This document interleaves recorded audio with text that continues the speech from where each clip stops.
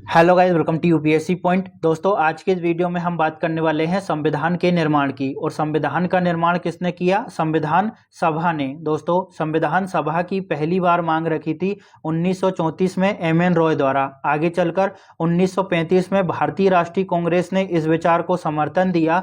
और दोस्तों, 1936 के लखनऊ अधिवेशन में, जिसकी अध्यक्षता जवाहरलाल नेहरू कर रहे थे, उन्होंने भी इस प्रस्ताव का समर्थन किया। अब हम बात करते हैं कि ब्रिटिश सरकार की क्या प्रतिक्रिया रही, क्या रिस्पॉन्स रहा। क्योंकि दोस्तों, यह जो समय था वो द्वितीय विश्व युद्ध का समय था और ब्रिटेन जो है वो द्वितीय विश्व युद्ध में शामिल था। ब्रिटेन के जितने भी साथी देश थे, जितने भी मित्र देश थे, वो उस पर दबाव डाल रहे थे कि भारतीयों की जो सेना है उसको भी द्वितीय विश्व युद्ध में शामिल किया जाए। लेकिन भारतीय जो है वो संविधान सभा की मांग कर रहे थे। इसी वजह से ब्रिटेन ने कुछ प्रपोजल भेजे भारतीयों को, जैसे अगस्त प्रस्ताव, क्रिप्स मिशन, कैबिनेट मिशन। तो सबसे पहले हम बात करते हैं दोस्तों अगस्त प्रस्ताव की, जो कि 1940 में आया था। लेकिन अगस्त प्रस्ताव को दोस्तों कांग्रेस और मुस्लिम लीग दोनों ने खारिज कर दिया, क्योंकि अगस्त प्रस्ताव में कहा गया था कि भारत को डोमिनियन राज्य का दर्जा दिया जाएगा। डोमिनियन राज्य का मतलब होता है कि भारत जो है अपने सभी नियम बना सकता है, कानून बना सकता है, ठीक है, सभी अधिनियम बना सकता है, लेकिन उन कानूनों पर नाम किसका होगा? हमारे राजा और रानी का। लेकिन कांग्रेस पहले ही घोषित कर चुकी थी कि हमें तो पूर्ण स्वराज चाहिए। वहीं मुस्लिम लीग ने इसको क्यों खारिज किया? क्योंकि इसमें पाकिस्तान की मांग को स्वीकार नहीं किया गया था। इसके बाद दोस्तों क्रिप्स मिशन आता है, जो भी असफल हो जाता है। और अंततः ब्रिटिश प्रधानमंत्री एटली ने एक योजना को मंजूरी दी, जिसका नाम है कैबिनेट मिशन योजना, जो कि 1946 में भारत आती है। इसके तहत 3 मंत्रियों को भारत भेजा गया, पेंटिक लॉरेंस, एवी अलेक्जेंडर और स्टेफोर्ड क्रिप्स। कैबिनेट मिशन योजना का उद्देश्य था कि भारत के लिए संविधान का निर्माण किया जाए और सत्ता का शांतिपूर्ण हस्तांतरण किया जाए। कांग्रेस ने इस प्रस्ताव को क्यों स्वीकार किया? क्योंकि यहाँ पर सत्ता के हस्तांतरण की बात कही गई थी। अब मुस्लिम लीग ने क्यों स्वीकार किया? क्योंकि कैबिनेट मिशन योजना के तहत कहा गया था कि जो सीटें होगी ना, उनका निर्वाचन होगा और प्रांतों के आधार पर संविधान का निर्माण किया जाएगा। तो जिन्ना को ऐसा लगा कि उत्तर भारत में और पूर्वी भारत में मुस्लिम संप्रदाय है, ठीक है, मुस्लिम बहुत ज्यादा है, तो यहां से मैं पाकिस्तान की मांग को उठा सकता हूं। तो इसी वजह से कैबिनेट मिशन योजना को मुस्लिम लीग ने स्वीकार कर लिया। तो आपको ये समझ आ गया होगा। देखिए, कैबिनेट मिशन योजना आती है 1946 में। 3 सदस्य थे, पेंटिक लॉरेंस, एवी अलेक्जेंडर और स्टेफोर्ड क्रिप्स। कैबिनेट मिशन योजना के तहत दोस्तों संविधान सभा में 389 सदस्य होने थे, जिसमें से दोस्तों 296 सीटों का चुनाव होना था और 93 सीटों पर मनोनयन होना था। 93 सीटें देशी रियासतों से लेनी थी। अब देशी रियासतों के जो शासक थे वो तो निर्वाचन होने नहीं दे सकते थे, है ना, वो तो निर्वाचन क्यों कराएंगे भैया। तो उनसे ये कहा गया कि 93 सीटों पर आप अपनी मनमर्जी से सदस्यों को मनोनीत करिए और संविधान सभा में भेजिए। अब बची 296 सीटें। 296 सीटों में से 292 सीटें वो थी दोस्तों जहां पर गवर्नर का शासन था, और 4 सीटें जो है चीफ कमिश्नर के शासन वाले प्रांतों से थी, जैसे दिल्ली, अजमेर, मारवाड़, कुर्ग और बलूचिस्तान, ठीक है। तो 292 सीटें कहां से थी? जहां पर गवर्नर का शासन था, और 4 सीटें चीफ कमिश्नर के शासन वाले प्रांतों से थी। चुनाव जो है वो अप्रत्यक्ष रीति से होना था। अप्रत्यक्ष का मतलब है कि यहाँ पर जो संविधान सभा होगी उसमें जो भी लोग जाएंगे उनका चुनाव सीधे जनता नहीं करेगी। तो भैया अब इनका निर्वाचन कौन करेगा? तो निर्वाचन के लिए दोस्तों स्थानीय स्तर पर प्रांतीय विधान सभाओं का निर्माण किया गया था। और प्रांतीय विधान सभाओं का कार्य था कि वो जो है संविधान सभा के सदस्यों को निर्वाचित करे। जैसे आज के टाइम में हमारी राज्यसभा है, राज्यसभा के सदस्यों का निर्वाचन कैसे होता है? विधानसभा के सदस्य करते हैं, है ना। हम लोग डायरेक्ट वोट नहीं देते, हम लोग विधानसभा के सदस्यों को चुनते हैं, और विधानसभा के जो भी सदस्य हैं वो राज्यसभा के सदस्यों को चुनते हैं। तो इसी तरह से प्रांतीय विधान सभाओं के द्वारा दोस्तों संविधान सभा के सदस्यों का निर्वाचन किया गया था। यानी जो भी निर्वाचन हुआ था वो अप्रत्यक्ष निर्वाचन था। दोस्तों, समुदाय जो थे उनको 3 भागों में बांट दिया गया, मुस्लिम, सिख और सामान्य। इसी के साथ 10 लाख पर 1 सीट दी गई, यानी 10 लाख की जनसंख्या पर एक व्यक्ति का निर्वाचन किया गया या फिर उसको मनोनीत किया गया। चुनाव हुए जुलाई अगस्त 1946 में, और दोस्तों 208 सीटें कांग्रेस को मिली, 73 सीटें मुस्लिम लीग को और 15 सीटें अन्य को मिली। अन्य में वो शामिल हैं जो कि किसी भी पार्टी में शामिल नहीं थे। अब ये जिन्ना को एक्सेप्ट नहीं हुआ और जिन्ना ने प्रत्यक्ष कार्यवाही दिवस की घोषणा कर दी और बड़ी मात्रा में नरसंहार हुआ। इसी वजह से कांग्रेस ने पाकिस्तान की मांग को एक्सेप्ट कर लिया। इस विभाजन के बाद में दोस्तों संविधान सभा में कुल सीटें बची 299। ठीक है, तो यहाँ पर स्टार्टिंग में कितनी सीटें थी 389 और बची कितनी विभाजन के बाद 299। तो इसको भी आपको अच्छे से याद रखना है। आशा करता हूं कि आपको ये समझ आ गया होगा। चलिए अब आगे बढ़ते हैं और अब हम बात करने वाले हैं संविधान सभा के गठन और उसके कार्य की। दोस्तों 9 दिसंबर 1946 को संविधान सभा की पहली बैठक हुई जिसमें 211 सदस्य उपस्थित रहे और दोस्तों 13 दिसंबर 1946 को नेहरू जी ने उद्देश्य प्रस्ताव रखा जिसमें 8 अनुच्छेद थे, जिसमें वयस्क मताधिकार की बात कही, महिलाओं के सम्मान की बात कही और दोस्तों इसी के साथ उन्होंने अल्पसंख्यकों की सुरक्षा की बात कही। ठीक है, तो उद्देश्य प्रस्ताव कब प्रस्तुत किया गया 13 दिसंबर 1946 को, जिसको 22 जनवरी 1947 को स्वीकार कर लिया गया। बाद में यही उद्देश्य प्रस्ताव प्रस्तावना के रूप में सामने आता है। दोस्तों संविधान सभा में टोटल 15 महिलाएं शामिल थी, तो अच्छे से याद रखेंगे 15 महिलाएं संविधान सभा में शामिल थी और हैदराबाद एकमात्र ऐसी देशी रियासत थी जो संविधान सभा में शामिल नहीं हुई। दोस्तों संविधान सभा में साम्यवादी दल, ठीक है, समाजवादी दल और हिंदू महासभा का प्रतिनिधित्व भी नहीं था, क्योंकि ये जो साम्यवादी और समाजवादी दल थे ना वो सोवियत संघ को फॉलो कर रहे थे। ठीक है, सोवियत संघ जो है वो समाजवाद की संकल्पना पर आधारित था, समाजवाद को बढ़ावा दे रहा था। इसी वजह से दोस्तों संविधान सभा में साम्यवादी दल, समाजवादी दल और हिंदू महासभा का प्रतिनिधित्व नहीं रहा। अब बात करते हैं कार्य की। दोस्तों संविधान सभा के अस्थायी अध्यक्ष थे सच्चिदानंद सिन्हा और स्थायी अध्यक्ष बनाया गया था राजेंद्र प्रसाद को। इसी के साथ संविधान सभा में 2 उपाध्यक्ष थे, बीटी कृष्णमाचारी और एचसी मुखर्जी। अब आपके मन में आएगा कि भैया 2 उपाध्यक्ष क्यों बनाए गए थे, क्योंकि दोस्तों ये जो बीटी कृष्णमाचारी थे ये दक्षिण भारत से थे और एचसी मुखर्जी जो है वो पश्चिम बंगाल साइड से थे। तो इस वजह से 2 उपाध्यक्ष बनाए गए थे ताकि ऐसा ना लगे लोगों को कि दक्षिण भारत का प्रतिनिधित्व नहीं है या फिर उत्तर भारत का नहीं है। इस वजह से एक को बनाया उत्तर भारत से और एक को बनाया दोस्तों दक्षिण भारत से। इसी के साथ दोस्तों कानून निर्माता सभा के अध्यक्ष थे जीवी मावलंकर। तो अच्छे से याद रखेंगे कि संविधान सभा के स्थायी अध्यक्ष कौन थे और अस्थायी अध्यक्ष कौन थे। चलिए अब आगे बढ़ते हैं दोस्तों, आशा करता हूं ये आपको समझ आ गया होगा। अब हम बात करते हैं संविधान निर्माण के लिए कौन कौन सी और कितनी समितियों का गठन किया गया। दोस्तों संविधान निर्माण के लिए 8 प्रमुख समितियों का निर्माण किया और 13 गौण समितियों का निर्माण किया गया था। सबसे पहले हम बात करते हैं प्रमुख समितियों की। दोस्तों सबसे पहले आती है मसौदा समिति यानी ड्राफ्टिंग कमेटी, जिसके अध्यक्ष थे भीमराव अंबेडकर। थोड़ा सा हम इनको ट्रिक के माध्यम से याद करेंगे, एक बार मैं आपको बता देता हूं। अगली है संघ शक्ति समिति, जिसके अध्यक्ष थे जवाहरलाल नेहरू। अब देखिए जहां भी संघ आएगा ना और राज्य आएगा वहां पर जवाहरलाल नेहरू अध्यक्षता करेंगे। ठीक है, क्योंकि ये प्रधानमंत्री बने थे। तो जहां भी संघ होगा और राज्य होगा वहां पर अध्यक्ष कौन होंगे, जवाहरलाल नेहरू। जैसे संघ शक्ति समिति के अध्यक्ष हो गए जवाहरलाल नेहरू। ठीक है, संघ संविधान समिति के अध्यक्ष हो गए जवाहरलाल नेहरू और राज्य समिति के अध्यक्ष हो गए जवाहरलाल नेहरू। ठीक है, अब प्रक्रिया समिति के अध्यक्ष थे राजेंद्र प्रसाद। अब देखिए जो भी मुखिया होता है वही तो प्रक्रिया का निर्धारण करता है। जैसे आपके घर में पापा मुखिया होंगे तो वही बताएंगे ना कि सुबह 8 बजे उठना है, 9 बजे नाश्ता मिलेगी, 10 बजे नहाना है। तो प्रक्रिया का निर्धारण कौन करेगा, जो मुखिया होगा। और मुखिया कौन थे, स्थायी अध्यक्ष कौन थे, राजेंद्र प्रसाद। तो प्रक्रिया का निर्धारण कौन करेंगे, राजेंद्र प्रसाद। ठीक है, और प्रांतीय संविधान समिति के अध्यक्ष थे सरदार पटेल। देखिए प्रांतों को एकजुट किसने किया, सरदार वल्लभ भाई पटेल ने। तो प्रांतीय समिति के अध्यक्ष कौन होंगे, सरदार पटेल। अब अगला है संचालन समिति, तो इसके अध्यक्ष भी थे राजेंद्र प्रसाद। अब देखिए घर के जो नियम कानून है उनका संचालन कौन करता है, घर का मुखिया। और संविधान सभा के मुखिया कौन बने थे, राजेंद्र प्रसाद। तो संविधान सभा का संचालन कैसे होगा, इसका निर्धारण कौन करेंगे, राजेंद्र प्रसाद। तो संचालन समिति के अध्यक्ष कौन थे, राजेंद्र प्रसाद। ठीक है, इसके बाद मौलिक अधिकारों, अल्पसंख्यकों, जनजातियों और बहिष्कृत क्षेत्रों पर सलाहकार समिति के अध्यक्ष थे दोस्तों सरदार पटेल। तो यहाँ पर प्रमुख समितियां मैंने आपको बता दी है।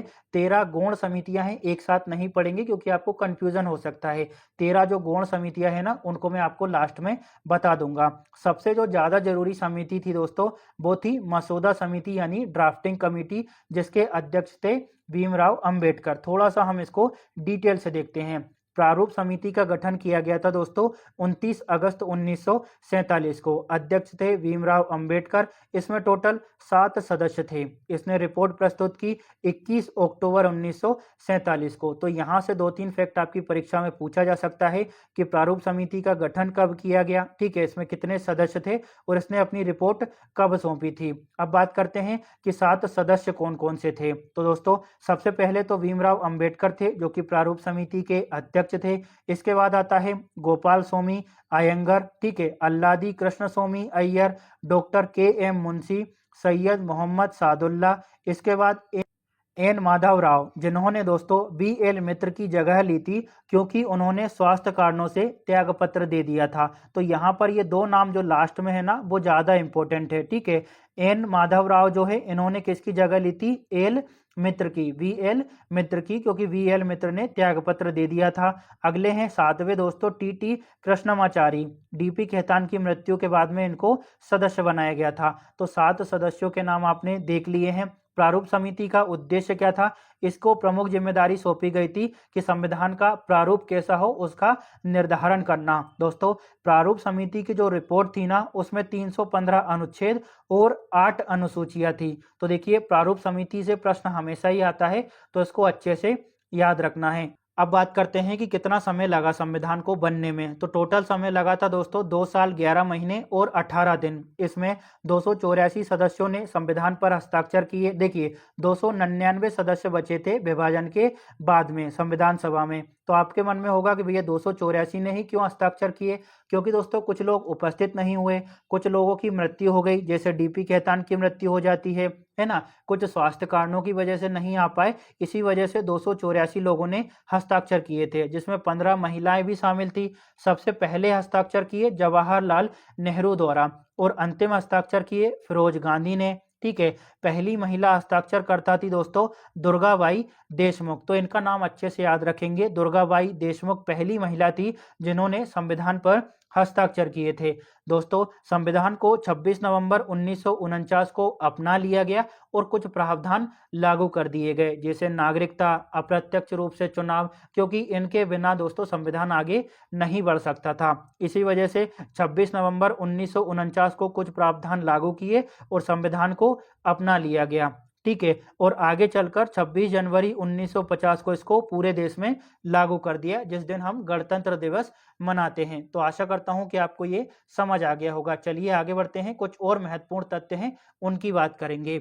दोस्तों संविधान को अंग्रेजी में प्रेम बिहारी नारायण रायजादा द्वारा लिखा गया था और इसको लिखने के लिए उन्होंने कोई भी फीस चार्ज नहीं की। बस उन्होंने एक रिक्वेस्ट की कि जो भी संविधान होगा ना, उसके हर एक पेज के नीचे मेरा नाम होना चाहिए। तो अंग्रेजी में लिखा था दोस्तों प्रेम बिहारी नारायण रायजादा द्वारा और हिंदी में लिखा गया था बसंत कुमार बैश्य द्वारा। आगे चलकर दोस्तों नंदलाल बोस ने भारतीय संविधान की मूल प्रति को सजाने यानी उस पर चित्रकारी करने में महत्वपूर्ण भूमिका निभाई थी। तो यहाँ पर 3 फैक्ट आपको अच्छे से याद रखना है। अब बात करते हैं लास्ट मीटिंग और अंतिम निर्णय की। तो दोस्तों 24 जनवरी 1950 को संविधान सभा की अंतिम बैठक होती है और इसी दिन 24 जनवरी 1950 को ही राष्ट्रगान जनगण मन और राष्ट्रगीत वंदे मातरम को अपनाया गया था और इसी दिन राजेंद्र प्रसाद भारत के पहले राष्ट्रपति चुने गए थे। एक एक्स्ट्रा पॉइंट है, उसको भी याद रखना है दोस्तों। 22 जुलाई 1947 को राष्ट्रीय ध्वज संविधान सभा ने अपनाया था। तो ध्वज को कब अपनाया गया था? 22 जुलाई 1947 को। राष्ट्रगान और राष्ट्रगीत कब अपनाया? 24 जनवरी 1950 को। चलिए अब आगे बढ़ते हैं, कुछ और महत्वपूर्ण तथ्यों की बात करेंगे। दोस्तों संविधान सभा के कुल 11 सत्र हुए थे। इन सत्रों में संविधान सभा ने 165 दिनों तक काम किया, जिसमें 114 दिन संविधान के प्रारूप पर विचार विमर्श करने में लगा दिए गए। देखिए अच्छे से याद रखेंगे, कभी कभी परीक्षा में पूछ लिया जाता है कि संविधान सभा के कुल कितने सत्रों का आयोजन हुआ था। तो इसका राइट आंसर होगा 11 सत्रों का। कहीं कहीं आपको 12 भी देखने को मिलेगा, लेकिन अधिकांश परीक्षाओं में 11 सत्रों को सही माना जाता है। दोस्तों, संविधान सभा में कुल 3 रीडिंग हुई, यानी 3 वाचन हुए। देखिए, संविधान का जो प्रारूप था ना, उसको एक ही बार में पास नहीं कर दिया गया। सबसे पहले प्रस्तुत किया, उस पर कुछ विचार विमर्श हुए, फिर दूसरी बार उसमें कुछ संशोधन हुआ, फिर प्रस्तुत करते हैं संविधान सभा में। इस तरह से 3 बार उसकी रीडिंग होती है। तो अच्छे से याद रखेंगे कि भारतीय संविधान के कुल 3 वाचन यानी 3 रीडिंग हुई। फर्स्ट रीडिंग होती है दोस्तों 4 नवंबर 1948 से लेकर 9 नवंबर 1948 तक चली। दूसरी रीडिंग यानी दूसरा वाचन होता है 15 नवंबर 1948 से 17 अक्टूबर 1949 तक, यानी लगभग 11 महीने। और तीसरा वाचन चलता है दोस्तों 14 नवंबर 1949 से लेकर 26 नवंबर 1949 तक। ठीक है, तो यहाँ पर आपको याद रखना है कि संविधान सभा के कुल 11 सत्र हुए थे और 3 वाचन हुए थे। यहाँ पर आपको डेट भी याद रखना है। दोस्तों, भारतीय संविधान के पिता और आधुनिक मनु की संख्या भीमराव अंबेडकर को दी जाती है। तो इनको अच्छे से याद रखेंगे, भारतीय संविधान के पिता किसे कहा जाता है और आधुनिक मनु किसे कहा जाता है। चलिए अब हम आगे बढ़ते हैं, कुछ और महत्वपूर्ण तथ्यों की बात करते हैं। दोस्तों, यहां से परीक्षा में सीधा प्रश्न पूछा जा सकता है। देखिए, 26 नवंबर 1949 को निर्मित संविधान में 395 अनुच्छेद और 8 अनुसूचियां थी। वर्तमान में 12 अनुसूचियां हैं और दोस्तों जो अनुच्छेद हैं उनकी संख्या बढ़कर 400 से अधिक हो गई है। देखिए, मूल अनुच्छेद तो 395 ही हैं, लेकिन कुछ सब क्लॉज जुड़ गए हैं। जैसे आर्टिकल 15 का एग्जाम्पल लें तो आर्टिकल 15 1 जुड़ गया, 2 जुड़ गया, 3 जुड़ गया। तो इस तरह से कुछ सब क्लोज जुड़ गए हैं, लेकिन जो मूल अनुच्छेद हैं वो 395 ही हैं। तो ये भी आपको याद रखना है। दोस्तों, स्वतंत्र भारत के प्रथम भारतीय गवर्नर जनरल सी राजगोपालाचारी थे। अगला है, भारतीय स्वतंत्रता के समय ब्रिटेन में लेबर पार्टी की सरकार थी। तो ये प्रश्न कई बार एग्जाम में पूछा जा चुका है। अगला पॉइंट है दोस्तों, जवाहरलाल नेहरू ने 13 दिसंबर 1946 को उद्देश्य प्रस्ताव प्रस्तुत किया था, जिसे संविधान सभा द्वारा 22 जनवरी 1947 को स्वीकार कर लिया गया। और इस उद्देश्य प्रस्ताव में टोटल 8 अनुच्छेद थे, 8 आर्टिकल थे। इसके बारे में हम चर्चा कर चुके हैं। अगला है पॉइंट दोस्तों, संविधान सभा की पहली बैठक 9 दिसंबर 1946 को हुई थी और अंतिम बैठक 24 जनवरी 1950 को हुई थी। लेकिन दोस्तों, ये वाला जो पॉइंट है ना, वो सबसे ज्यादा इंपॉर्टेंट है।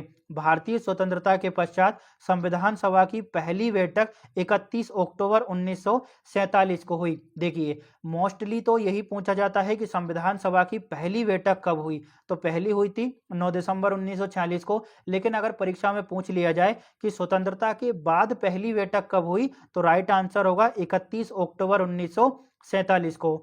दोस्तों, भारतीय संविधान के संवैधानिक सलाहकार BN राव थे और 26 नवंबर को दोस्तों हर साल भारत में विधि दिवस मनाया जाता है। अब 26 नवंबर को क्यों मनाते हैं? क्योंकि इस दिन संविधान को अपनाया गया था और 26 जनवरी को लागू किया गया था, तो अपनाया गया था। इसी वजह से दोस्तों 26 नवंबर को हर साल विधि दिवस के रूप में मनाया जाता है। अब हम बात करते हैं कि संविधान के निर्माण में कौन कौन सी गौण समितियां थी, क्योंकि हमने जो 8 प्रमुख समितियां थी उनको तो पढ़ लिया है और उनको मैंने ट्रिक के माध्यम से आपको याद भी करवा दिया था। लेकिन उससे पहले आपसे रिक्वेस्ट है कि अगर आपको वीडियो अच्छा लग रहा हो तो कमेंट जरूर करिएगा। साथ ही आप ये भी बताइएगा कि आपको समझ आ रहा है या फिर नहीं आ पा रहा है, क्योंकि जब तक आप नहीं बताएंगे तो मैं नहीं समझ पाऊंगा कि मैं जो पढ़ाना चाहता हूँ, समझाना चाहता हूँ, वो आपको समझ आ पा रहा है या फिर नहीं आ पा रहा है। इस वजह से आपसे रिक्वेस्ट है कि अगर आपको वीडियो अच्छी लगे तो कमेंट जरूर करिएगा। गौण समितियों में दोस्तों सभी इंपॉर्टेंट नहीं है, थोड़ा थोड़ा मैं आपको बता देता हूं। हालांकि इसका जो PDF है वो आपको मेरे टेलीग्राम चैनल पर मिल जाएगा।